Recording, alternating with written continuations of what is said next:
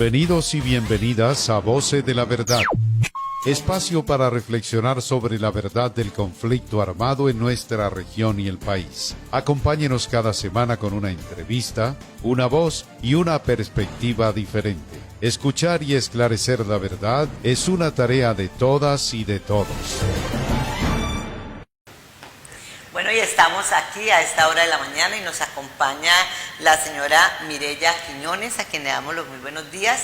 Ella es lideresa y cofundadora de la Fundación Red de Mujeres. Muy buenos días, gracias por estar aquí con nosotros. Muy buenos días, Yolanda. Muchas gracias también por la invitación y a la Comisión de la Verdad también por este espacio. ¿Qué es la Fundación Red de Mujeres Amazónicas, como ustedes las han denominado? ¿Cuánto hace que está constituida la fundación? La Fundación Red de Mujeres Afroamazónicas pues pretende reivindicar los derechos de las mujeres afro en el departamento del Caquetá, pero también estamos pensando en tiene una proyección a nivel de la región amazónica. Por eso se ha colocado Red de Mujeres Afroamazónicas, porque la proyección que tenemos es que a futuro podamos articular algunos procesos con otras mujeres que hagan parte de los departamentos de la Amazonía colombiana. Estamos constituidas apenas hace un año, cumplimos un año, digamos, el 25 de julio del año pasado, y hemos estado pues realizando algunas actividades prácticamente con apoyo de la OIM, que ha sido como nuestra columna vertebral desde los inicios, y con ellos hemos realizado incluso eventos en otros lugares, en otros departamentos como en Guaviare, en Guainía, en Buenaventura, en otros lugares. Hemos estado allí siempre apoyando algunas actividades, y aquí en el departamento también hemos realizado eventos. El año pasado, en el marco del Día Internacional de la Mujer Afrocolombiana, Afrolatina y Caribeña y de la diáspora, pues obviamente tuvimos nuestro primer evento que convocamos mujeres de varios municipios acá. Bueno, ¿cuántas mujeres hacen parte de la organización? ¿De qué municipios hay? Pues tenemos mujeres de, la mayoría pues están acá de Florencia, de Curillo, de Puerto Rico, de San Vicente, que ya han estado participando en los procesos, de Solita, hemos tenido también unas pocas, pero también han participado en los eventos. La organización arranca con 20 mujeres, digamos como las que somos en la Asamblea de Constitución, y allí estamos liderando 6 personas básicamente desde sus inicios. Bueno, vea usted, vamos a preguntarle también, obviamente, cuando estamos hablando de la Comisión de la Verdad y el esclarecimiento de estos hechos, de lo que ha sido la violencia en el Caquetá y en el país, y luego el acuerdo de paz, que es uno de los puntos también muy importantes de conocer la verdad. Para ustedes es importante el conocer la verdad, el conocimiento de la verdad, ¿sirve en estos procesos de paz y en consolidar la paz? Yo creo que la verdad siempre va a ser útil, es indispensable, es necesario. Pues digamos que en la vida cotidiana, en el diario vivir con las personas con las que interactuamos, pues es fundamental poder tener porque la verdad genera confianza. Es allí donde está el eje principal de la verdad. Y en estos procesos, pues, mucho más. Considero que si no andamos, digamos, enfocados, no somos coherentes. Y la verdad nos genera esa coherencia y en que retribuye esa coherencia, en mejorar incluso nuestra misma salud. A veces las personas no tenemos conciencia de la importancia de la verdad. Yo digo que la verdad sana. La verdad tiene esa connotación de contribuir a prevenir y también a curar. Prevenir en cuanto que si somos personas que hablamos, somos sinceras, eso genera cohesión. Porque la confianza a eso es lo que nos lleva a cohesionarnos, a unirnos, a encontrarnos, a que ese encuentro de verdad sea un encuentro saludable, nutritivo, de construcción, de creación de sentido. Porque cuando se percibe la falsedad, la hipocresía, el engaño, pues no va a existir esa tranquilidad desde la perspectiva emocional, y por lo tanto pues nos vamos a quedar allí como que sí, que no, y eso genera malestares, no solamente en los encuentros, en las interacciones, sino también en la parte de la salud. Entonces la verdad es muy, pero muy importante en todas las dimensiones, para todas las dimensiones de nuestro ser, como personas, como seres humanos y sobre todo como seres sociales. Bueno, estamos con Mireya Quiñones, pero vamos a ir antes, doña Mireya, le vamos a pedir acá un espacio, porque estos videos que nos manda o nos envía la Comisión de la Verdad y el Esclarecimiento son fundamentales también para consolidar esta información. Vamos a ir con Jorge Ramos para que conozcamos sobre lo que ha sido también la violencia, la verdad y el conocer también la conformación también de lo que ha sido la comunidad afro en el país.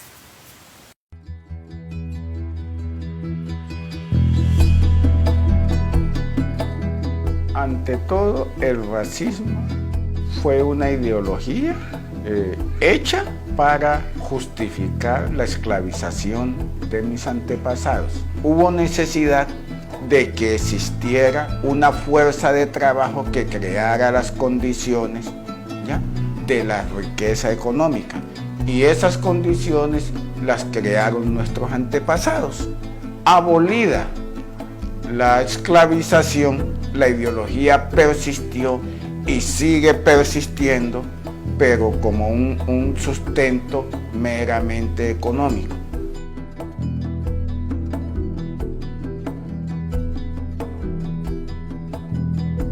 ¿Cómo y por qué llegamos o llegaron los afros a la Orinoquía? En esta región han habido oleadas productivas. Aquí hubo una necesidad de trasladar de otras regiones, básicamente de la costa del Pacífico, de Chocó, Valle, Cauca y Nariño, mano de obra afro para iniciar el cultivo de la palma africana en estas regiones de la Orinoquía. La forma de explotación y de reproducción de la caña de azúcar y de la palma africana siguen siendo las mismas desde la época de la esclavitud. Al sistema económico le importan poco las vidas negras.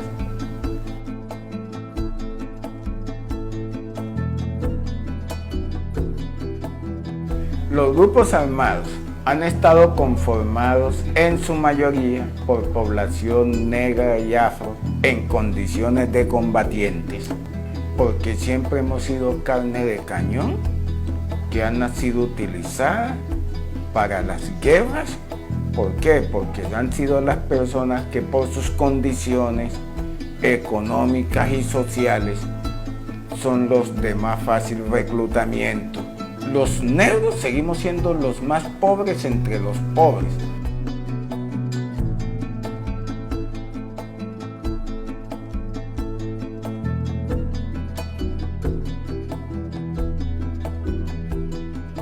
El estigma sí viene o sí vino, ¿ya?, de que cuando llegaron acá el primer grupo paramilitar que hizo la masacre de Mapiripán, fueron denominados como los urabeños. Y ahí estaba el tinte o la connotación racista. Eran urabeños, eran negros, eran paramilitares. Y esa particularidad fue la que caracterizó el fenómeno del paramilitarismo en la región de la Orinoquía. Los afros aparecemos en esta región como los perpetradores y los violadores de los derechos humanos, mas no aparecemos como las víctimas de este conflicto.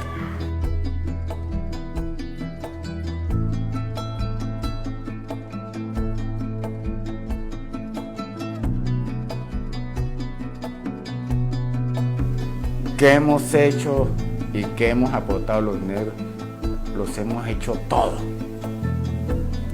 Nosotros construimos las bases económicas y culturales de la nacionalidad colombiana.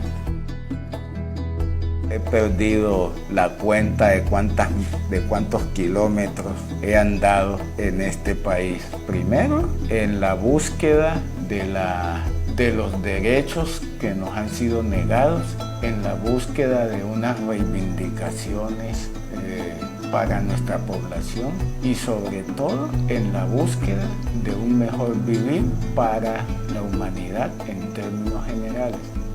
Yo espero y ansío que algún día, si no yo, mis hijos finalmente puedan como soportar otras cargas no tan oprobiosas y no tan grandes como las que me ha tocado soportar a mí.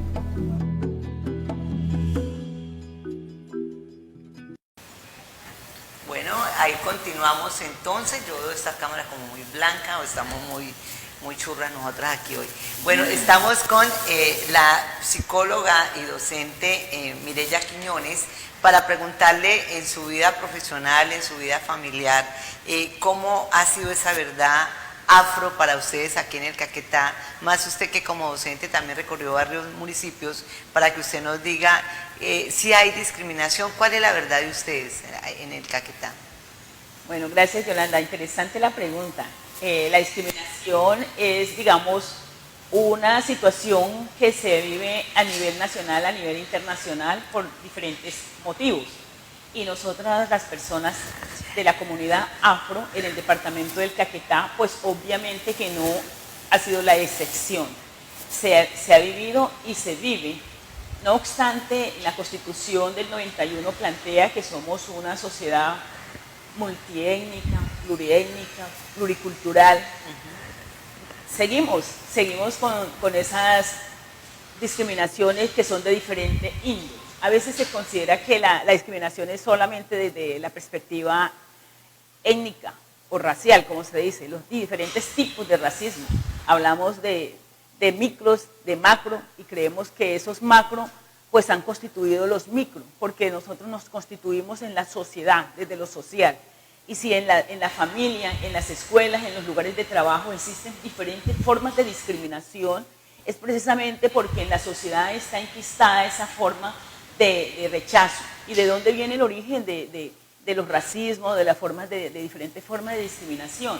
Porque se ha considerado que unas familias, que unas culturas, que unas sociedades, pues son mejores que otras.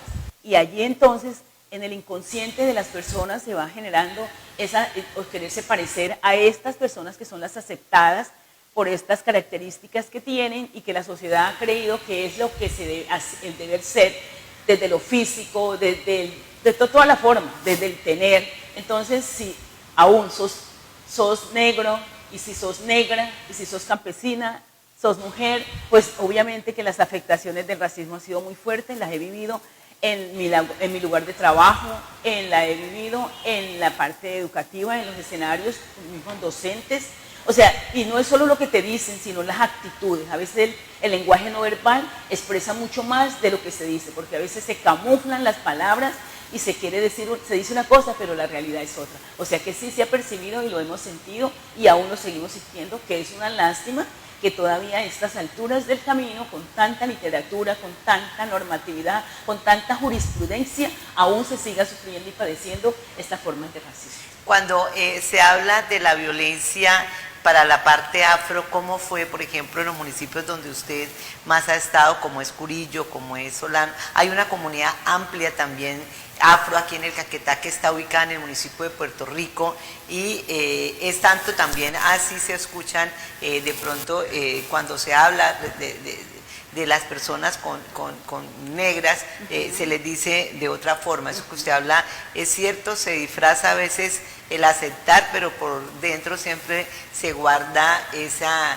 estigmatización y ese racismo que se tienen en algunas personas. Sí, es cierto. El tema de la discriminación y las afectaciones de la forma generan violencia. Toda forma de discriminación. ¿Y en la guerra cómo fue? Toda exclusión genera violencia. Y en el tema del conflicto, pues fue muy fuerte. Básicamente, digamos, yo puedo hablar con propiedad en el sector de Curillo y Solito. Yo me crié por el lado de Curillo, hacia arriba, y pues en Solita desde mi tercero de primaria hasta que llegué a octavo y luego pasé a Florencia a terminar el bachillerato, justo en el momento de que se va generando más, poniendo más fuerte este tema que fue en la década de los 80. Entonces decirle que las afectaciones fueron muy fuertes porque al punto de exterminio, digamos, de comunidades que tuvieron que desalojar, irse de su territorio. Caso concreto, San Roque, que queda muy cerca ahí, a unos 10-15 minutos de Curillo hacia arriba. Ese pueblo que era o fue originario, creado por comunidades afro, hoy no existe una sola familia afro ahí. Todos salieron desplazados por las situaciones como los grupos armados empezaron a penetrar, tanto legales como ilegales, y entonces esa situación de zozobra e incluso de implicaciones a ellos, a los pobladores, yo tuve que ir a otra opción que salir del territorio. Hoy en día San Roque, que fue un punto de referencia en el Bajo Caquetá, digamos de Solano hacia arriba, San Roque fue un territorio incluso de congregación de eventos, donde nosotros llegábamos a las fechas emblemáticas propias de nuestra cultura desde el Pacífico, porque todos veníamos del Pacífico colombiano.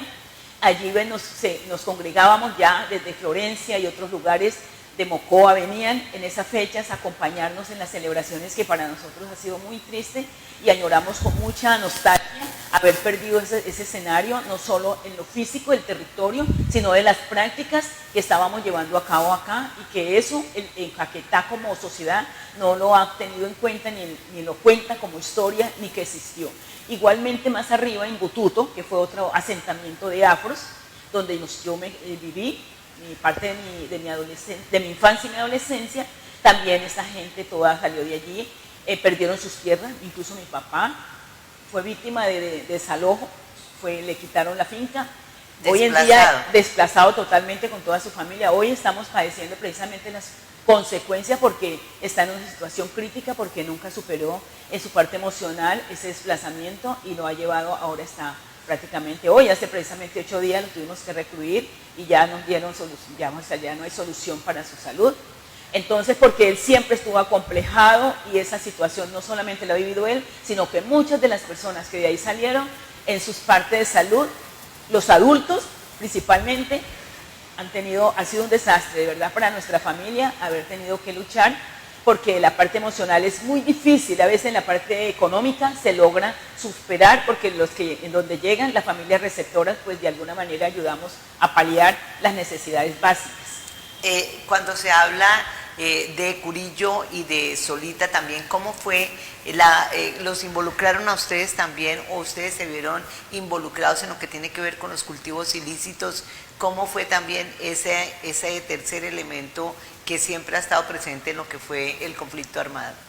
Consideramos nosotros que parte de los motivos, ¿cierto?, de los desplazamientos de esta familia fue precisamente las que más se resistieron, a las que se resistieron. En el caso de mi papá, por ejemplo, él dijo que nunca sembraría una mata de coca. Entonces ya estas personas que no quieren entrar a ese negocio, a esa situación, pues no van a ser bien vistas por las personas que están interesadas en implementar este tipo de prácticas económicas. Entonces así ha sucedido con varios que no se implicaron, pero encontramos también que a veces algunos muchachos sí se implicaban en esos procesos, ¿no?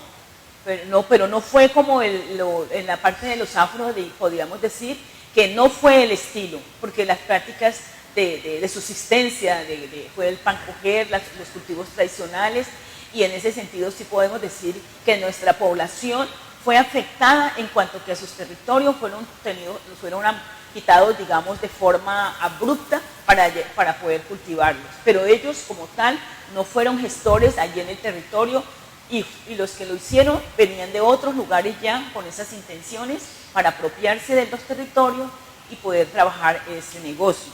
Entonces sí fue una situación muy fuerte para ellos, porque fue encontrarse con una contradicción entre el querer y lo que se veían obligados a que tenían que hacer, y si no, pues la vida corría peligro. Sí, claro. Mireya Quiñones, usted como mujer, obviamente cofundadora también de esta fundación de la mujer afroamazónica, ¿cómo ve? Y no solo la mujer afro se constituye, al igual que siempre las mujeres, como en la cabeza de ese hogar. ¿Cómo salen para el desplazamiento, ¿cómo logra llegar usted, por ejemplo, a ser profesional? ¿Cómo fue esa etapa de la superación de la guerra también en medio del fuego? Bueno, en mi caso personal, yo ya cuando se dieron estas situaciones conflictivas, yo ya había salido. Yo salí en el año 74 del territorio, cuando me fui a estudiar, a hacer tercero de primaria a Solita. En Solita todos sabemos que allá existió un internado y muchos de los que estamos que son de mi edad, pues los que logramos estudiar, pues porque nos fueron a internar allá. Y entonces yo ya, cuando salí del territorio, no había esa situación. Y de hecho, pues yo me fui y me quedé hasta que ya en el año 78, 79 vine aquí a Florencia a estudiar. Y por lo tanto, digamos, yo no viví en carne propia esta situación allá en el territorio de Curillo para arriba. Lo sentí por mi familia que estaba allá. ¿Cómo logro salir adelante? Pues como le digo, yo me fui a trabajar, yo trabajaba y estudiaba. Yo viví con una familia que amiga de mi papá y me mandó para Solita, entonces yo les ayudaba mucho en la casa, los fines de semana nos íbamos para la finca, en vacaciones me quedaba allá trabajando para que ellos me ayudaran y así en unos momentos estuve interna, en otros momentos externa y digamos que la situación también en Solita, cuando fue llegando, fue penetrando este tema de la coca y entonces muchos muchachos y también del conflicto, obviamente de la FARC. Entonces, era el LB19, era el que estaba más implicado, digamos, en ese momento, en esos territorios. Incluso muchos chicos que estaban estudiando, pues también entraron en esas dinámicas y bueno, el impacto muy fuerte. Entonces, volverme profesional implicó venirme luego a terminar el bachillerato aquí a Florencia, a trabajar. Trabajé en una casa de familia, en una familia bastante reconocida aquí en Florencia y estudiaba en el nocturno. Yo soy egresada de bachillerato del Centro Cultural Nocturno Juan 23, que ya no existe el colegio, y luego ya entré al magisterio y estudié a distancia en Bogotá, me iba en vacaciones y bueno, ya llegó la UNA y estudié psicología acá. O sea, mi devenir profesional ha sido de bastante lucha y lo he hecho muy de forma personal. Mire, ¿qué verdades hace falta conocer de lo que fue la época de la violencia en las comunidades afro aquí en el departamento del Caquetá? ¿Qué cree usted que falta conocer? Pues yo pienso que falta mucho. Yo diría que falta casi todo por conocer porque es que hay muchas versiones, muchas narrativas que a veces por diferentes circunstancias no son originales, o otras son contadas por otras personas o las que las cuentan también sabemos que el miedo a decir la verdad ronda. Y pues de pronto no se ha dicho todo, se ha dicho de pronto verdades, pero falta mucho por conocer. Pero yo pienso que una de las grandes verdades para nosotros, no solo en el Caquetá, sino en el territorio, es poder expresar de forma abierta qué es el trasfondo de lo que sucede. La verdad yo considero que está en eso que está allí, que hace que la gente actúe de la forma como lo hace. Es decir, esa violencia estructural que existe cuando hablamos de los racismos, cuando hablamos de la discriminación, de las formas de exclusión, va generando en el inconsciente de las personas esa forma de, digamos, esas relaciones de poder, que diría que hay que dar el tránsito, ¿sí?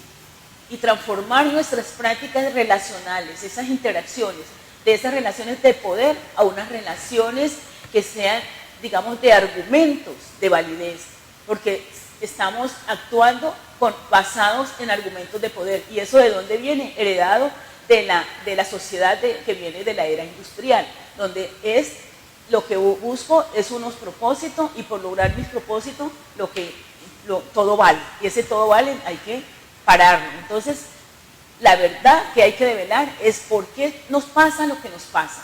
Y allí, cuando digamos las cosas como son, desde dónde se promueve esta situación, eso nos va a ayudar mucho a avanzar.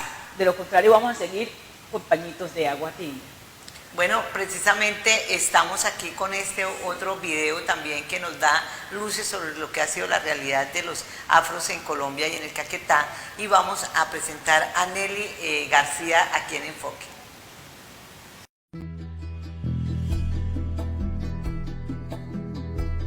Hay prácticas dentro de ese Estado que refuerzan el racismo. En Colombia, por ejemplo, mataron a un joven un policía, bolillazos, murió, y que ya no está en este planeta simplemente por la brutalidad, por el uso o el abuso de la fuerza. En redes sociales se habló del tema y no más. ¿Qué pasó? Nada pasó.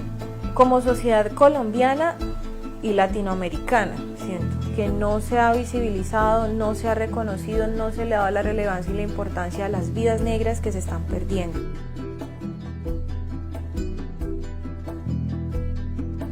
Vivimos en territorios que son ricos, biodiversos. Por ejemplo, hay políticas de extracción de hidrocarburos, de minerales en medio del suelo negro, pero esas ganancias nunca se quedan en el territorio, se las llevan. Que la puja o la pugna o la lucha más grande ha sido por el territorio.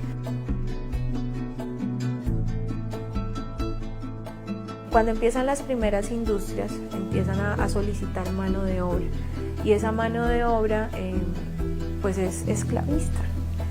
Hemos conocido varias denuncias de población negra que es traída del Pacífico en buses, los llevan a casas, los hacinan durante 3 o 4 meses, que es tiempo de cosecha.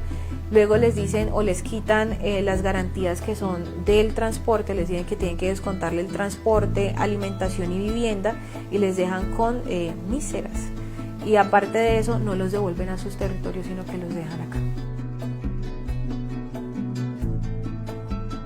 En muchas ocasiones se reconoce a la población negra solo por temas de deporte o cultura, porque baila muy bien, porque canta muy bien o porque es un excelente deportista, pero se desconoce esos maestros, esos hombres y mujeres que entregaron sus vidas, dejando atrás toda su cosmovisión, toda su cultura, su etnicidad, por venir a edificar y construir y solidificar una sociedad llanera. Para las vidas negras y para los seres humanos que tienen una identidad étnica, siempre se ha resaltado esa conexión que se tiene con el territorio, y a través de la guerra se ha vulnerado totalmente esa oportunidad y ese derecho. En ese proceso de desplazamiento empiezan también a perder ese tipo de identidades que se tenían en el territorio, el dejar nuestras tradiciones por salvaguardar la vida propia. Bueno, lo que nos ha dado luz para sobrellevar todas las dificultades en medio de este territorio ha sido la juntanza, la asociatividad y no perder la importancia del arraigo cultural. Al volver a esas prácticas que son tan propias de nosotros, nos ha ayudado a resistir y a superar la violencia. Nosotros sabemos que nos sacaron por intereses de apropiación de la tierra, intereses meramente económicos, eso lo sabemos. Lo que pasa en el territorio es algo que se desencadena y que se maquina desde esferas del poder más altas. El territorio es como el juego de ajedrez, están los peones, pero los reyes, esos son los que hay que preguntarles y que comparen ante la justicia. Esa es la verdadera historia que también necesitamos que nos cuenten.